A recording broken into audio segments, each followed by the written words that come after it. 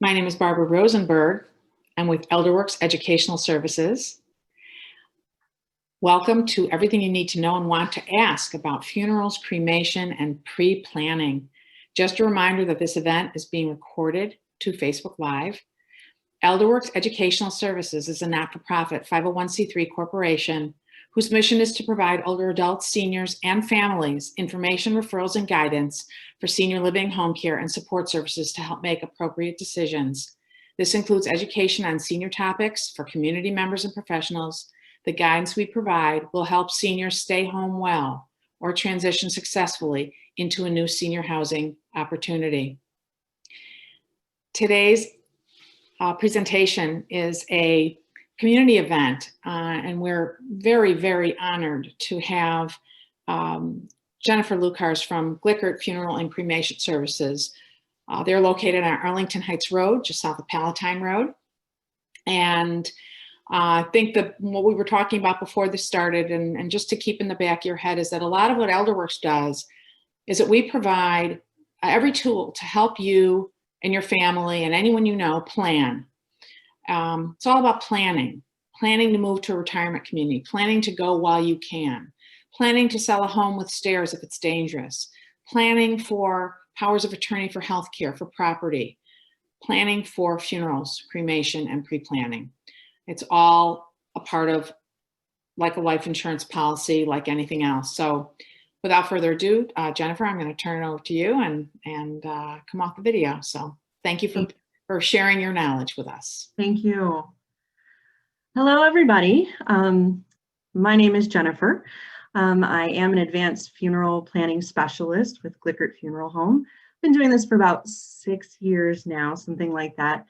I'm very passionate about what I do. I've seen the results and how families respond differently after they've lost a loved one when they know that their loved one had pre-planned and had everything done for them, so that it makes it a little bit easier for the family to start the grieving process instead of doing the business of arranging a funeral. So we're going to talk a little bit about everything, I guess, today. I want to talk a little bit about funerals and what that entails, and cremation and different types of cremation and different types of burial. And then I'd like to talk a little bit about what actual pre-planning is and what you would want to accomplish when pre-planning. So first of all, why do we have funerals? We have funerals because we as human beings need that time to spend with family and loved ones when we've lost someone dear to us. It's a ritual that we've been doing for many, many centuries. And it spans different religions, it spans different cultures, and things are done differently in all of those. But the main goal is to provide an outlet for people to say goodbye, for people to be there for the family members and help them grieve through losing a loved one.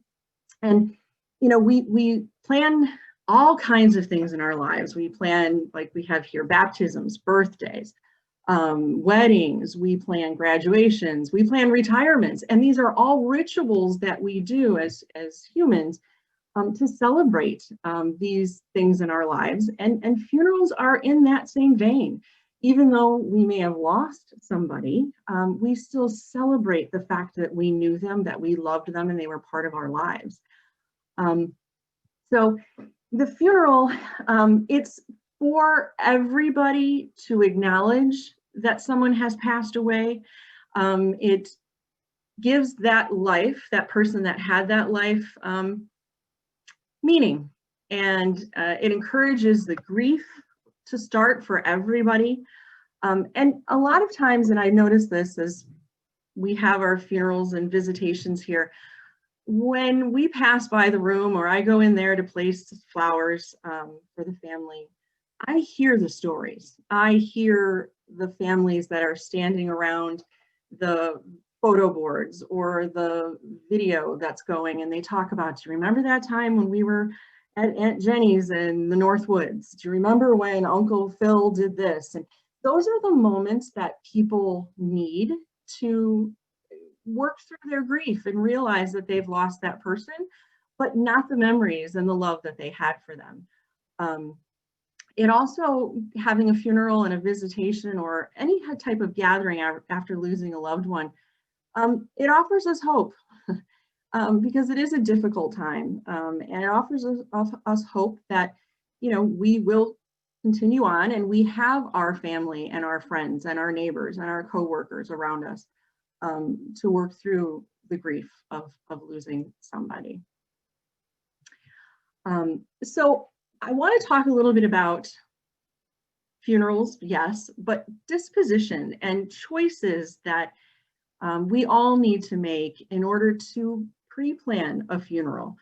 The first thing that anybody needs to decide, and that's going to be dependent upon how you feel, your religion, your culture, is whether you wish to be traditionally buried or cremated. That's the number one thing that everybody needs to decide first, and then we can work through the rest of the planning of that. But it's changed a lot. I think generationally things have changed a lot from traditional burial to cremation. I think in the last 40 to 50 years, a lot of more people are going towards cremation. And there's all different reasons for it. And it could be monetary. It could be just the fact that they want, they don't want to be in a casket. They have, you know, issues with claustrophobia, which is a true thing. There are all different reasons that people choose one or the other. But it's definitely something that you want to think about. And you can change your mind. You may have said traditional burial for years and years, and now all of a sudden you say, I would rather be cremated. Absolutely fine. So, traditional burial, as most of us know it, you would bring the deceased into, we would bring the deceased into our care, prepare them for the visitation or whatever services the deceased and the family would like. We would typically, if they're having a visitation, embalm the body and bury the deceased in a casket, which is also put into a vault, and that is lowered into the ground into a cemetery. That's what we traditionally think of when we think of traditional burial.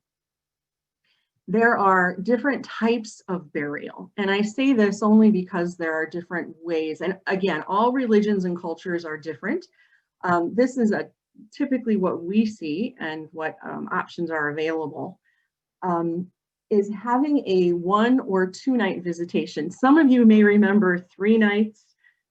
Things have changed quite a bit since then, but you would make that decision according to where your family's located, and that has changed a lot too. We all used to live on the same block. Now it takes time for people to get in from other states and cities, but you can decide if you want a 1 night visitation, a 2 night visitation, and then the next day we would reconvene with your family and have our final goodbye. If there's an open casket, we would close the casket and then process to a church service, whichever denomination it may be. We would process to do that, and then we would process to whichever cemetery has been chosen, and either have the entombment or the burial at that time. And when you go to a cemetery, sometimes we meet in the chapel if the cemetery has one to say our goodbyes, and sometimes we meet at graveside. Again, that is dependent upon what your family traditionally has done. Weather permitting in some cases, but it just depends. The other type of traditional burial that is available is all in one day. And this seems to have grown in popularity probably in the last 5 years. I think a lot of it has to do with schedules. Everybody is so very busy. And so everybody says, well, we just want to have everything done in one day. And instead of, you know, dragging it out, as some folks think it is dragged out. So what happens in that case is either you have a 1 or 2 hour visitation here at the funeral home, or if it's at your church, if your church allows for a visitation in its facility, usually it's about an hour. And then right from there, either we would process from the funeral home to whichever church service you want, or you can have a service here at the funeral home. We invite clergy and anybody to come here and perform services, or we would go to the church and have a service there and then process to the cemetery. If you have your visitation at the church, we would then just from there process to the cemetery. And the last traditional burial type is immediate burial. Some folks choose this. What that means is we bring the deceased into our care. They don't have to be embalmed for this. They can be placed and dressed and casketed and put right into the cemetery, into their plot. Families can meet at the cemetery and have a small ceremony there if they wish. But this doesn't include any services for your loved ones or your family. We were talking, Barbara and I were talking before we started this, and to share how things have changed. I think we all realize we're living in a different time and a different world right now this year. And we've had a lot of changes that we've had to make here at the funeral home to accommodate for the laws that have come across to us as to what to do with COVID and our families. It's been a trying time for us here. We initially began at the beginning of the year only allowing 10 people at a visitation here at the funeral home at a time. We could rotate people out. We have to keep count of how many folks we had here. And of course, all precautions have been taken here with having to wear masks and hand sanitizer and social distancing. We keep the chairs separated, all of that here. Then we progressed to 25 people. And then we progressed to 50 people at a visitation, which is more normal for us, unless it's a very large visitation. And in recent days, and it starts here on Friday, we're back to 10 people for a visitation. Some people have been discouraged by this because obviously it's not as we normally do it. So what we've done is we've also offered, like we're doing today, Zooming streaming the services, the visitation. We can stream the church services as well. So everybody has an opportunity to be a part of it as much as they can. We also, on our website, if people want to leave condolences, they can do so on there as well. So just to not be rid of what really needs to happen during that time, which is to be together.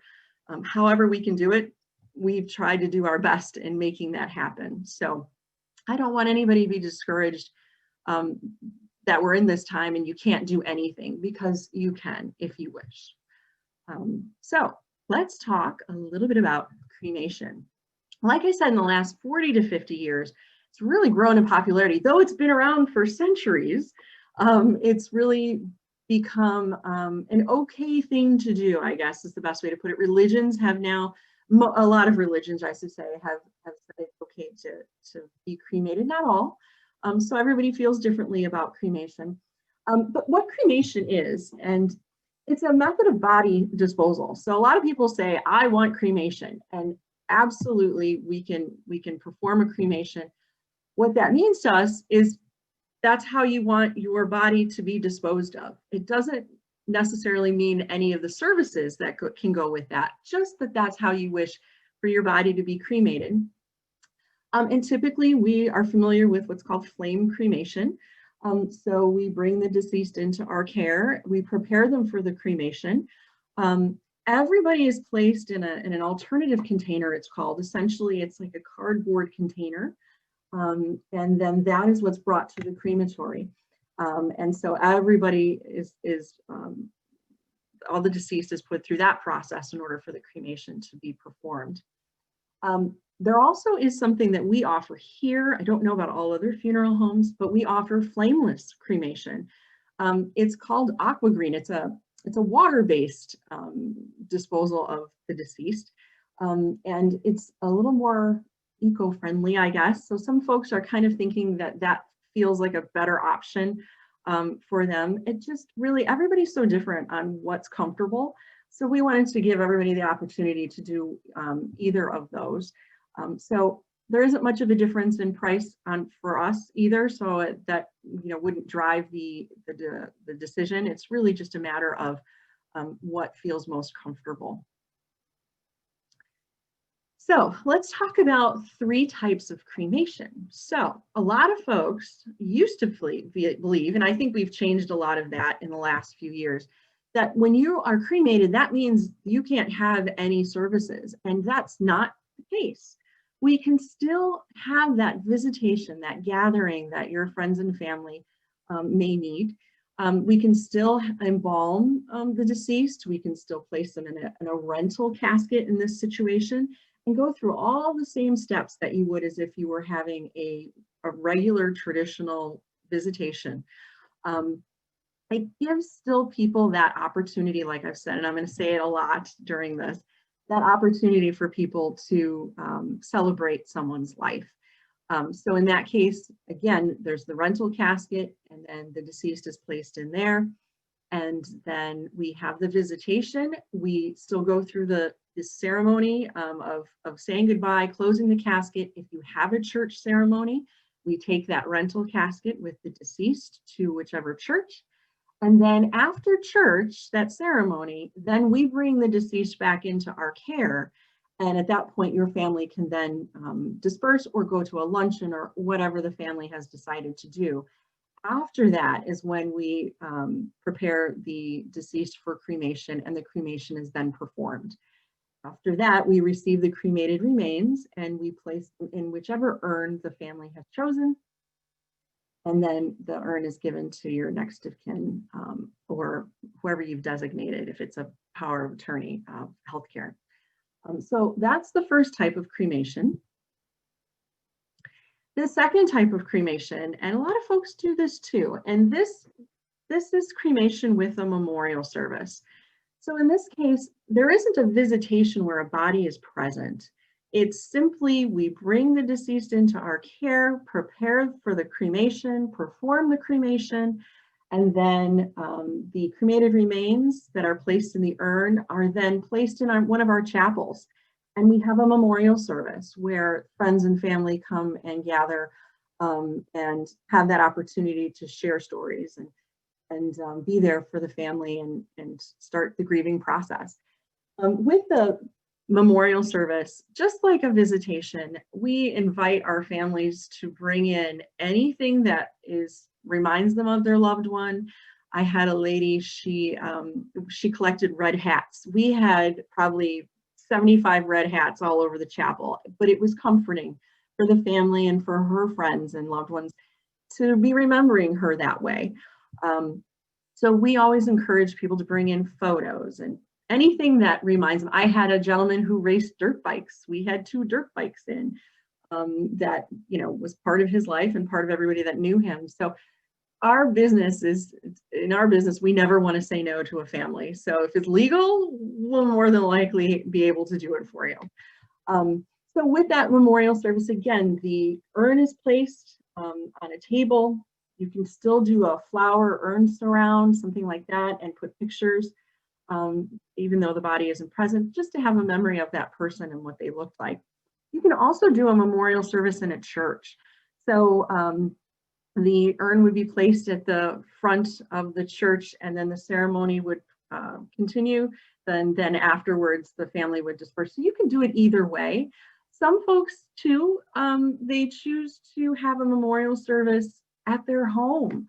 They choose to do it at a restaurant. There are all different ways. I would just encourage anybody that doesn't want a visitation and to be viewed, if you choose to have a cremation with memorial service, definitely have it somewhere where people, hopefully it'll open up again, but can gather and really be a part of that saying goodbye of that person. And then the last type of cremation is immediate cremation. And this means no services at all, no gathering for family. So we simply bring the deceased into our care, prepare for cremation, and then after cremation is performed, the cremated remains are given to next of kin.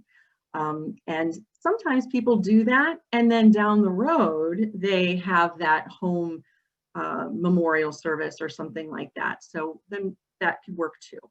But I'm going to keep saying, just have some kind of gathering for your loved ones.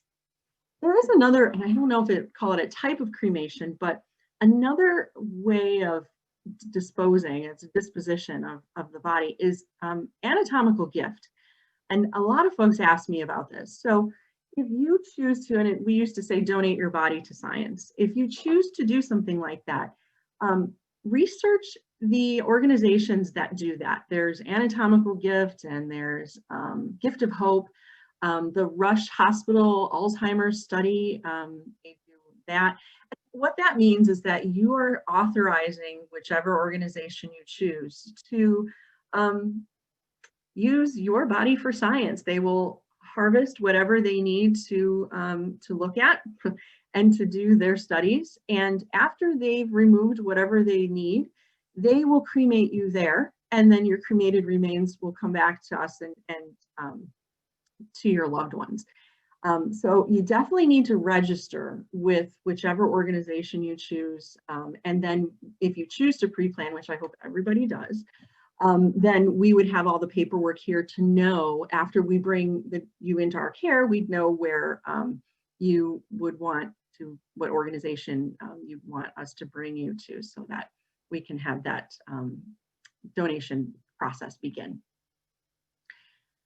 Okay.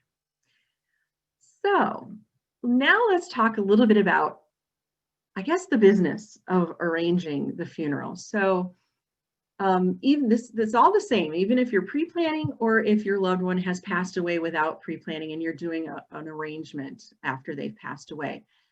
Funerals and their costs are comprised of 3 different components. The first is the professional service charges. And so that means everything that our funeral home, or whichever funeral home you choose, their staff, their funeral directors need to do in order to bring you into our care, prepare you for the visitation, which means also dressing and casketing, cosmetizing if need be, embalming. It also includes any automotive equipment that goes along with that. So if we need a hearse for any services, it includes I guess you call it the rental of the chapel for a visitation. So that's all the professional service charges. Then there's the second part, which is the merchandise. And so it's important that you know if you want to be traditionally buried or cremated, because then we would pick the appropriate merchandise for that, whether it be a casket and a vault or an urn. We would just need to know, where we're going, so that we know what to present to the family that goes along with the services that the family has chosen. And the last component are what we call cash advances. Cash advances are things that funeral homes, we don't control the cost of. So that would be like the cost of death certificate. Every county has a different cost for that. Taxes, again, that's by county, by state. And so there's all different types of flowers. We don't own the florist, the flower shop, so we can't guarantee those costs either. But they're all broken down on an estimate when you sit with the funeral director or with a pre-planner like myself. So you have a complete understanding of which cost is associated with each of the 3 components. So a little bit of what we talked about, what the professional services include. And so according to whichever disposition you choose is which of the services that you'll be choosing with me or the funeral director. Again, the merchandise. Oh, I didn't include, we also include in there register book for the visitation, memorial cards, if you wanted a memorial DVD with photos, those types of things. And then the cash advance items, which also includes any fees for the church. A lot of churches ask for an offering to have a funeral mass there, which pays for the use of the church and for the music or the cantor. So a lot of churches, and we typically know all the costs for those things too, so we can give you an estimate, and at the time of need, they'll let you know how much the church does ask for. Okay. So let's talk a little bit about cemeteries. Usually I'm in front of people so I can ask questions like, how many people have already chosen their cemetery space? Typically, I'd say half the room raises their hands, and which is interesting because then I ask how many people have actually pre-planned their funerals, and maybe 4 or 5 hands go up of those people. I remember my grandparents, they married in 1938, and in 1939, they had their cemetery space. It was part of just how things were. It's just you got the cemetery real estate taken care of. And then we didn't talk about death or the funeral at all. And that was just how it was. And then the family would take care of the arrangements after the loved one had passed. Today, things are a little different. People are starting to pre-plan a little bit more. But the cemetery, if you haven't chosen your space, if you're choosing traditional burial, you would go to the cemetery, and that cemetery specialist will be able to show you a map of the grounds, and you can choose where you would like your grave to be. Then they can tell you if that cemetery offers what's called a package. The package is what includes is the plot, the opening and the closing, a vault, which is a concrete structure that the casket must go into, and then that's what's put into the ground. It also could include a headstone or marker. And a lot of cemeteries, then they package that all together as one price, and then you can prepay for that as well if you choose to do that. The other way with traditional burial, instead of choosing a plot, you can choose a crypt. Some cemeteries have mausoleums, and so you would choose a crypt within that mausoleum. That could be a single crypt, or it could be like a companion crypt. And then you can choose that package to pay for the opening and closing of the crypt as well as the crypt itself. Always suggest going to the cemetery to learn about that. We only take care of the funeral side of things. They're the specialists that know their grounds.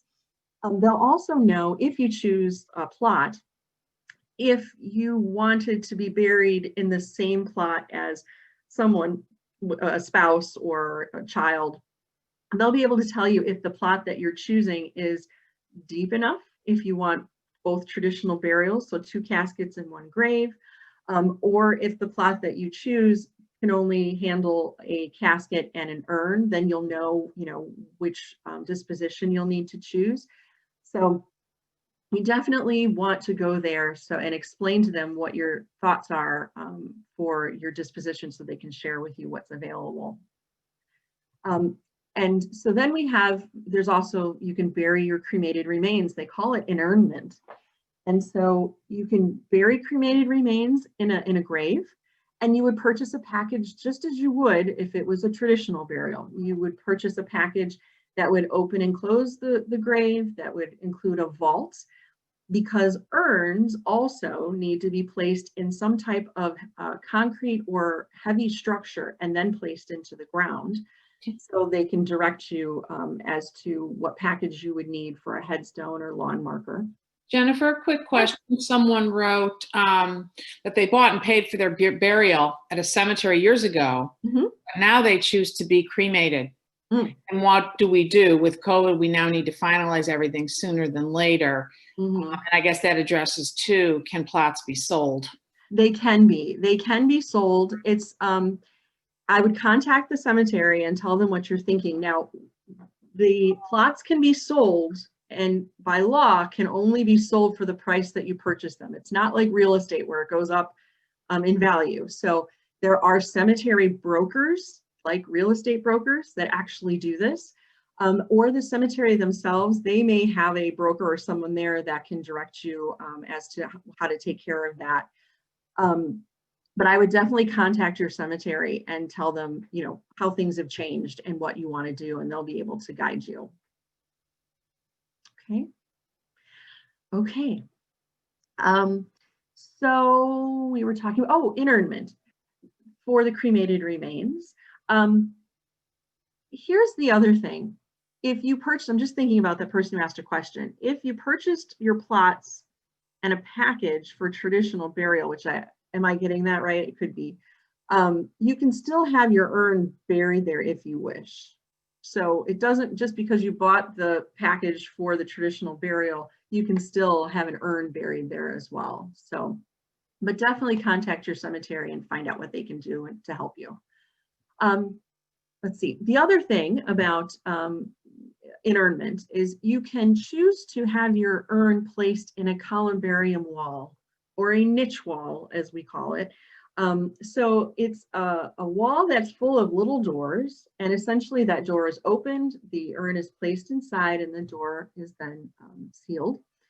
And some cemeteries have them, not all cemeteries have them. Some people prefer the idea of that as opposed to being buried in the ground. They also have companion niches. So just as I was saying, you can have 2 urns or 2 caskets buried in one grave. You can also have 2 urns placed in one niche. They also have niches that have glass fronts on them. My aunt and uncle, they purchased a niche that has a glass front, so their urns can be seen. There are nameplates, and then you can place a photograph inside as well. Not all cemeteries have those. So again, contact a local cemetery if that's what you want, and see if they have that availability for you. Okay, and let's go to the next. So again, go to the cemetery to directly make your burial plans. They'll know everything that you'll need to know for burial of whichever disposition you choose. Can I interrupt you 1 second? I'm so yeah. sorry. My parents own a plot, and they both want to be cremated, and both urns buried in that plot. However, the cemetery wants to charge us over $1,500 to do so. Does that sound right to you? Yes. Yes. And they charge per urn. So even though it's 2 urns, they still will charge per urn, and that sounds about right. It's definitely not inexpensive to bury urns or traditional burial as well. So that does sound about right, and it can be even higher at different cemeteries. So that's another thing. Just, I don't know how else to say it, but shop around. If cost is of concern, then definitely you can call and ask for a quote for what you're looking for. But yes, each person that's buried in a grave does have a separate fee, so that sounds about right. One other thing I forgot to mention in terms of burying an urn, there are cremation gardens now in certain cemeteries as well, where it's more of an outdoor garden that has waterfalls and flowers in the spring and summer, and koi ponds, and they have rocks that are really niches in which urns can be buried in. There are benches that have areas for urns to be buried in the benches. You can be buried directly in the ground next to a pond. There are all different things. So if people really choose to, I don't know if they'll call it natural, but more of a natural way of burial, and if it's a more comfortable setting for your family to go to a cemetery and have that surrounding around them, then that may be something to consider as well. And again, you would have to call the cemeteries that you're thinking of and see if they have that option available, but it's definitely grown in popularity, I can tell you that. Okay, one other thing, family plots. There are a lot of families that great-grandpa John bought 10 plots 100 years ago, and you were told that your mom's had a plot that was designated for her, and it was grave number 4. Well, mom moved away, and mom decided she wanted to be buried in a different plot in a different state. So that plot that does have her name on it, that the deed is in her name, is available. And you say, you know what, I've decided I want to be buried in that plot, or mom told me I could have that to be buried in. You need to make sure that that deed has been put into your name. It has to legally be your space. And I say that because if you have living siblings, if mom didn't do that, and you have living siblings, you have to get permission from all your siblings or your cousins or whoever is named in this family to get permission to be buried in that space. So if you have that situation and you're looking to pre-plan and get things done, call the cemetery and find out exactly how it's deeded if you don't know, and then they will guide you with paperwork as to who you need to talk to and get permission from in order to be buried there. Because the last thing you want is for, you know, something to happen and then your family doesn't have any of this paperwork and nothing's been prepared. It delays the process and can cause some issues. So you definitely want to make sure if you have a family plot and you've been told that it's your grave, to make sure that it truly is. Okay. All right. I don't know if we have any veterans that are watching and listening today, but our honorably discharged veterans do have free burial benefits available to them. And what they include is for the veteran, a spouse, and a dependent child, they can be buried at no charge at a national cemetery. So that includes the grave site, a grave liner, which is like a vault, opening and closing of the grave, a headstone or marker, and of course the care that goes along with the grounds.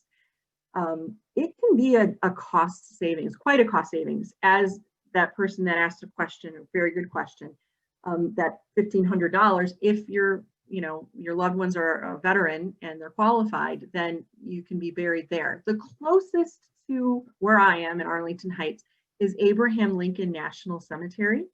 It's about an hour from here south, just south of Joliet. I don't know if anybody that's watching has ever been there, but it is a beautiful cemetery. I mean, the grounds impeccable. It's just a wonderful place. If you're looking for your veteran who was a true patriot that would like to be buried in a setting like that, it's perfect. They also, if you're an honorably discharged veteran, you also have the opportunity to have the honor guard at your visitation or your service. And it's someone from the branch of service that you participated in will come and they do this beautiful ceremony. And it really is, it gives me goosebumps when I see it. And also at the cemetery, if you do go to a national cemetery, you can also have the rifles, the salute. It's a beautiful ceremony. So if that is something that you have a family member that is a veteran and qualifies for this, the funeral home would just need a copy of the discharge papers. It's also called the DD 214. And so then we can prepare to have either the honor guard. If you choose not to be buried in a national cemetery, we can still do the honor guard and you can be buried wherever you wish. But if you'd like to have all of that, including burial at a national cemetery, we'll definitely need that discharge paper as well. I have a question from somebody, and Sure. again, I don't like ever interrupting anything veteran. No, you're fine. Just a question, and I guess, but more in general too. Is there a fee to talk with cemetery person about a deed for a family plot, or about a change in a veteran, situation, or oh, he was a veteran and we forgot to? Are there fees associated with speaking? Not that I'm aware of. Right. Again, the only way to definitely know, because there are so many different cemeteries, is to call and ask. But typically, no. They're going to do their best to help you just as we would. So, okay. One other thing about veterans, the flag presentation. If you choose to have the honor guard come to a service, they fold the flag in their ceremony and present it to the family, which is also a beautiful thing to see. And it means a lot to a lot of our families. So, okay. So I know that's a lot of information, and we've had some good questions. And if anything else comes up, please don't worry about interrupting, Barbara. Questions are important. And I've said to you before we started, whatever questions somebody may have out there, guaranteed somebody else has the same question. So if I can answer anything today, I'd be happy to do that. Let's talk a little bit about advanced funeral planning. Now, this is what I do. This is my day in and day out. And like I said, it's like a passion. I know it might sound a little strange, but I know what it does and how it helps our families. We can see the difference when a family walks into our funeral home and their loved one prepared and pre-planned, and when their loved one did not prepare or pre-plan. The families are completely different. One family that, they're grieving, they've started the process.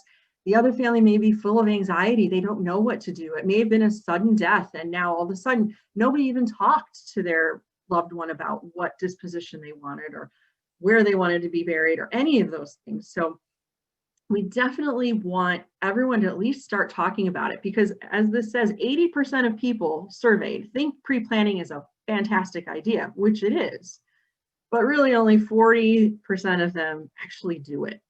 And there's a lot of reasons for that. It's hard to talk about. It is not a dinner table discussion, typically. It's talking about your own mortality is not easy. But I can tell you that it's necessary, because mortality rate hasn't changed. We all are going to have to face this at some point. And why not do it while we're still here? And I say that too to couples. For instance, I've worked with couples that have been married for 60 years. And I say to them, well, when was the last time either of you went and made a thousands of dollars decision without each other? And usually they say never. So why would we want this time and this decision to be the first one that you do without your loved one? That can also go for your family members.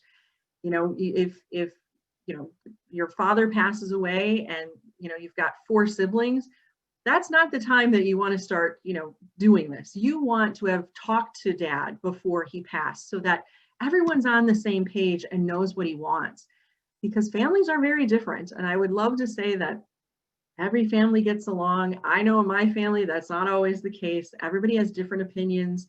I'd say, I have 3 children. You raised them all the same. 2 of them are exactly alike, and then you have one child that is like, I don't know, from another planet, and you say you love them dearly, but they have different ideas about things. And so that can cause a problem in making these decisions, because death is a difficult time for everybody. So things can rear their ugly head during this time, and pre-planning prevents that from happening. So they don't have to go through that. So I would just really encourage everybody to talk to their funeral home, their advanced funeral planner, to get that rolling, and to talk to your family. Start the conversation. Some children don't want to talk about it. They don't. There's some questions here. Yeah. If I can do these real quick. Is pre-planning only beneficial if the person's able to make their own decisions? What if a family member is wondering whether or not to pre-plan for someone that is not alert or responsive? You absolutely can do it either way. So if you have somebody that isn't, we would just need to work with whoever the power of attorney for healthcare is in that situation. Correct. And for power of attorney, we're not doing powers of attorney, discussing that today. Right. You would see an attorney for that. I would not get that online. You would see an attorney to draw up power Correct. of healthcare, power of attorney property, because they can be more detailed in that document. Correct. Okay. Yes. And so, but pre-planning is as soon as you can, I would say that's always better. I heard of people prepaying for funeral, and the funeral parlor goes out of business and the plan and money are gone. Is this still a possibility? Not anymore. They've changed the laws because of that reason. So in all 50 states, and in particular our state here in Illinois, if you prepay for your pre-plans, it goes into a pre-need insurance policy. That insurance policy is transferable. So if something happens to the chosen funeral home, they close, you have a policy in your hands that you can take to another funeral home. All the funds that you prepaid are in that policy. So funeral homes, we no longer hold anybody's money prior to someone's passing. So that doesn't happen. Okay, another quick one for veteran. If you get the marker via the VA, does it sound correct? The cemetery will charge an install fee like $300 or more? Yes. Yes. Yes. Yes. It's all expensive. It is. Get it. And then before we go on, let me just double check. I think we're good so far. Okay. Okay. All that. All right. Advanced funeral planning. There's a lot to it, isn't there? Yeah. Okay, so advanced funeral planning. I think we've covered what it is, why you should do it. Now the how, of course, is you contact your chosen funeral home and you ask to speak to a funeral director if they do it, or someone like me, that the advanced funeral planner, that'll do it with you. We're going to talk about how you pay for it. I think we talked about the funeral, the pre-need policy that you can pay for it with, and then how you go from there. So everything that we talked about already, the reason that you do the advanced funeral planning is to get the information, because these are what the questions are about, right? There's information you need to know in order to properly prepare. So that's what advanced funeral planning is, getting information and being aware of what options are available to you. It also allows you to have peace of mind. I can't tell you how many people walk out of my office and say, I feel so much better after we've done this. A load has been lifted off my shoulders. Their children, they realize their children, they're giving them the greatest gift when they pass away, is that their kids don't have to do it. So creates a great peace of mind. Eases the burden on the family. I can't stress that enough, how difficult it is. Losing you or your loved one is going to be one of the hardest days of your life. And then to add to it, doing all of this business on top of it is not the time to be doing it. Let's work together or with your chosen funeral home and get it done ahead of time. And in this case, you also get to make your own decisions. I know that there are parents that cremation is what they want and their kids are like, absolutely not. Well, if that's what you want, that's what I'm here for. So we sit down and we plan out your funeral, and you sign an authorization that says, this is what I want, and I don't want anybody to change my directives. So we do that here. So you make your own decisions with what you want. A lot of times too, because of grief, people overspend. And I know a lot of us, I wouldn't want, kids to be doing that for me. I would want it to be done the way I would want it done. So it's another reason to pre-plan. It also puts money set aside in advance. At our funeral home, we, if you prepay in the insurance policy, with a small guarantee fee, we guarantee the cost of today's cost of the funeral professional services and the merchandise, which is the majority of the cost of the funeral. So a lot of funeral homes do that. I would check with whatever funeral home you work with and make sure they offer a guarantee if you're concerned about inflation. Okay. Also, real quick, just in terms of the advanced funeral planning, somebody had a two-part question. One part I told to call you. The second part is, what if somebody donates their body to science? In terms of their advanced, planning and everything else, like, well, how does that all dovetail into this? I just wanted to. You can do that. We pre-plan that too. So every funeral home has a professional service charge, because we still bring you into our care and prepare you and bring you to whichever organization it is. So there is a professional services charge that you can prepay as well for all that to be done. Mm-hmm. So as we've discussed a few times, what advanced funeral planning is, you choose your type of service or what other services you want along with that.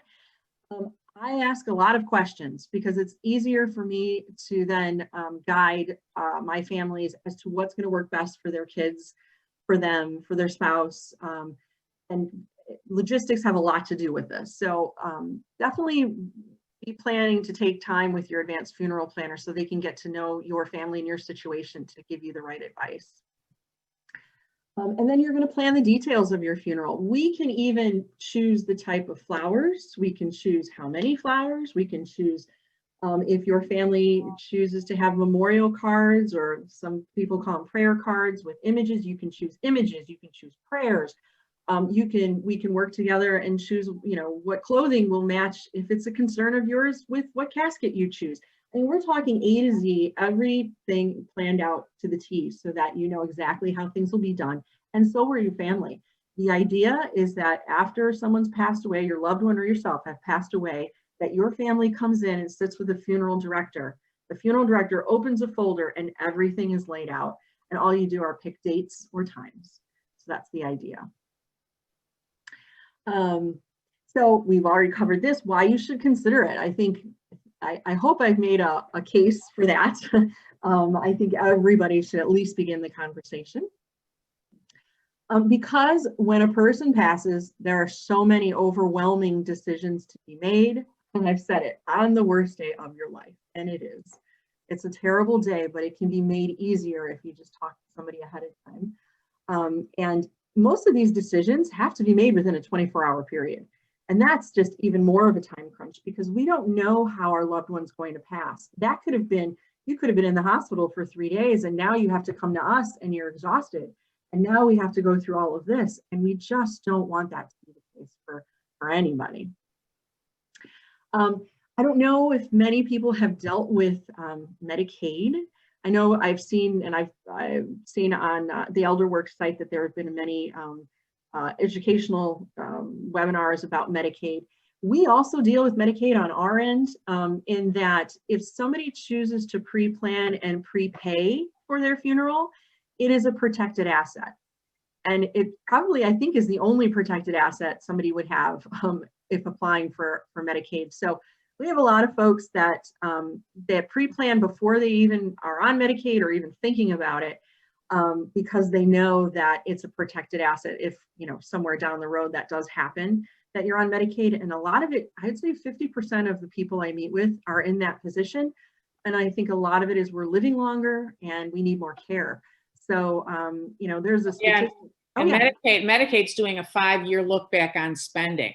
Correct. And so even if it's purchased within the 5-year look back period, it's still excludable? Correct. It's going to be the only excludable thing. That is the only one because they know that your body has to be, the disposition has to be taken care of. So that's why it's the only thing that is excludable.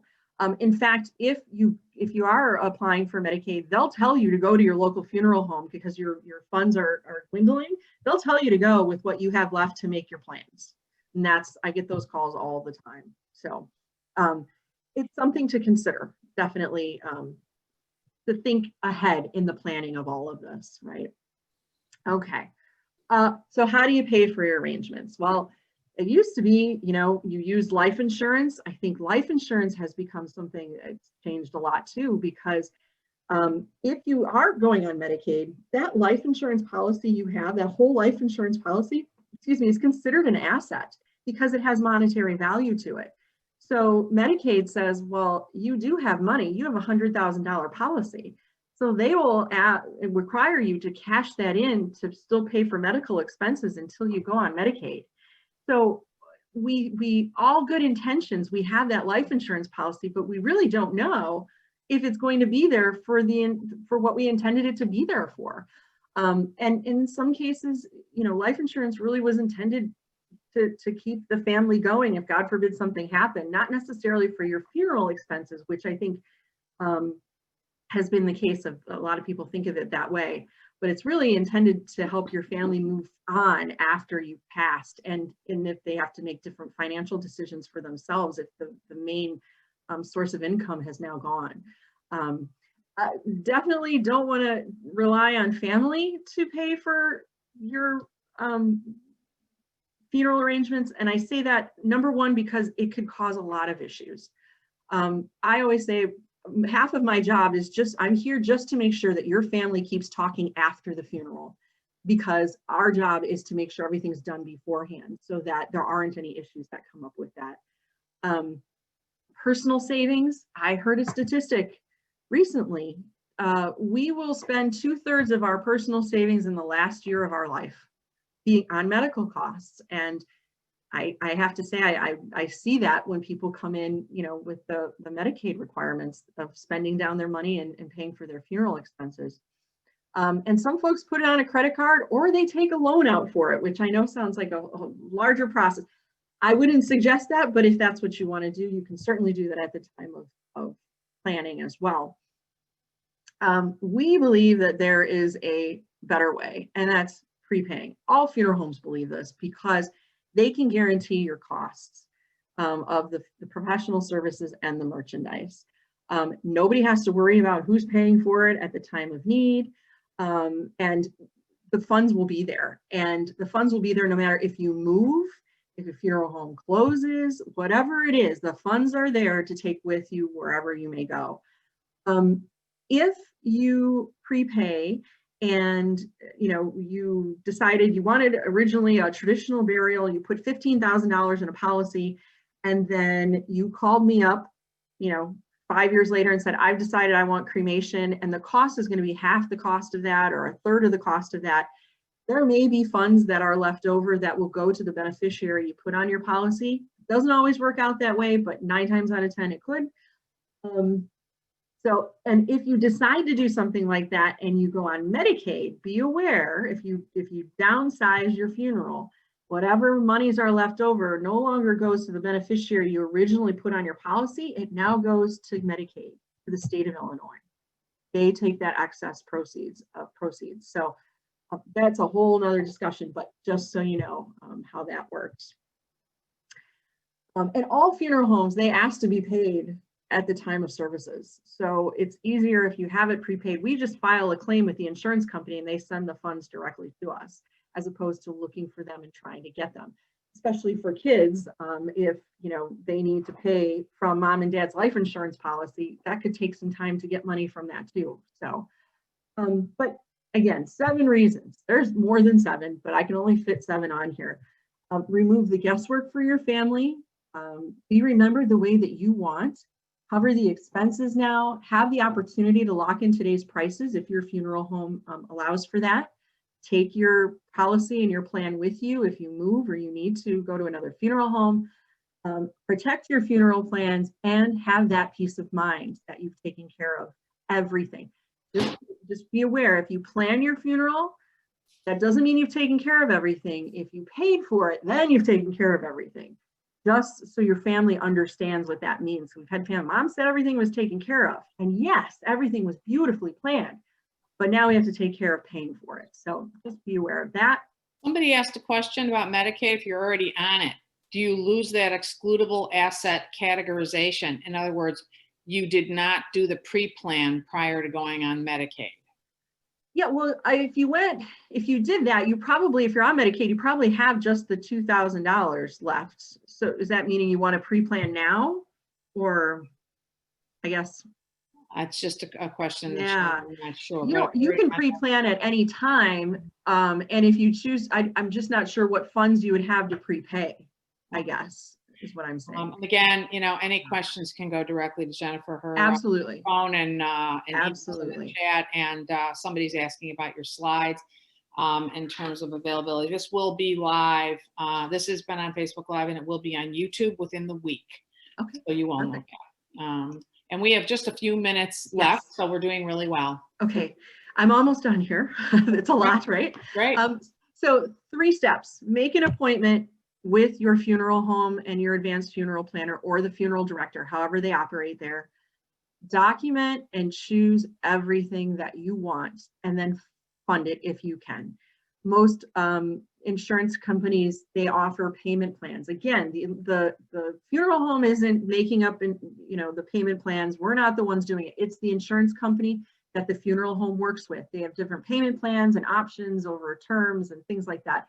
Once you've come up with exactly what you want, then myself or whoever is working with you can come up with what works best to pay for it for you. Okay, a couple questions. What about someone that wants to be turned into a tree or a diamond? Yes, we do that too. I just actually did this with somebody. So we would still pre-plan the services to bring you into our care. And then we would research, and I found it online, the company that they want to use to have all of that done. You can prepay for a few things, but not everything. If it's a tree, you want to get at the time. But we would certainly go through and still pre-plan everything. I've done that, and I've done the diamond thing too. Okay. So we would then you would have all the information that you would need, or if your families need to do things at that time to make the tree type thing happen. Okay, and another question, what happens if a parent is in another state, but they want to be buried back in Chicago in the family plot? What do I need to know? First, find out if that plot is deeded in their name. Secondly, go to your local funeral home, if whoever it is, and find out what the associated costs are with that. If it's traditional burial, and let's say they're in Florida and they want to come back here, there is a cost for a funeral home to bring them into their care there, prepare them for shipping, which includes embalming and whatnot, have them flown here, and then for us to receive them at O'Hare, and then to prepare for any other services that are needed. If it's cremation, and typically in that situation, the cremation is performed wherever they passed, unless you want a visitation. If you want a visitation, obviously they need to be flown here. But if it's cremation and with a memorial service without a visitation, the cremation can be performed there. And in that case, we would pay, if your loved one paid with us, we would pay that funeral home the funds we received for the services that they conducted. So we would take care of that with and obviously getting the death certificate, which sometimes can take a lot of time. Correct. There's so much. Yeah, I could go on and on. Yeah. So. Okay.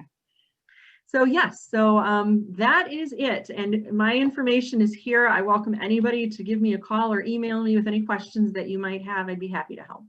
So I wanted to say, this is incredible. There are so many questions. I bet. I definitely advise you to just, you're more than welcome to email Jennifer your information. You can re-see this and the slides on YouTube coming up within the week.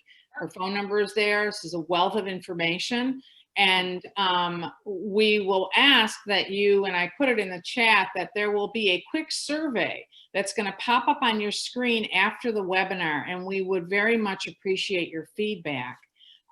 So thank you for that. And I'm glad that we did the questions all throughout the presentation, because it really worked out, and there were so many questions. And I guess the one thing I have to say, just, to you and to everybody else, is that just don't be afraid. These are discussions that are really, really hard, but they're more necessary, because when you're left holding the bag and things happen, we always say, put together the God forbid book, even if it's up in a closet somewhere, that the plans are done and so forth. Just say, look for the gray book.